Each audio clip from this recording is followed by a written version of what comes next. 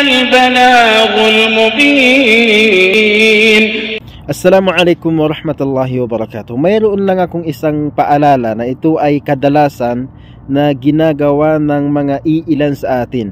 Yung bagang bigla-bigla na lang pumapasok sa isang bahay, sa isang kwarto na hindi ito nagbigay ng pahintulot ang may-ari ng bahay at ang may-ari ng kwarto. Subhanallah. Ang relihiyong Islam, mga kapatid, sa pananampalatayang Islam, ayan po ay pinagbabawal niya.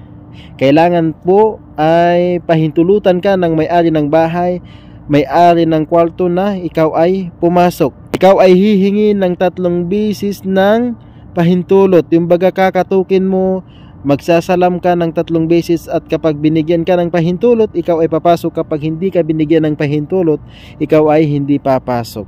Mayroong isang hadith na nabanggit ng Propeta Muhammad sallallahu alaihi wasallam na kapag ang isang tao na sumilip doon sa isang kwarto, kung may butas man ang isang kwarto, may butas ang isang bahay, tapos sumilip doon ang isang tao na hindi kumuha ng pahintulot sa may-ari ng bahay, may-ari ng kwarto, at binato ito ng may-ari ng bahay, may-ari ng kwarto, at natamaan sa mata, nabulag, ito ay hindi pananagutan ng may-ari ng bahay o ang may-ari ng kwarto. So ano pa kaya kapag ikaw na ay pumasok? Hindi ka lang sumilip, kundi ikaw ay pumasok.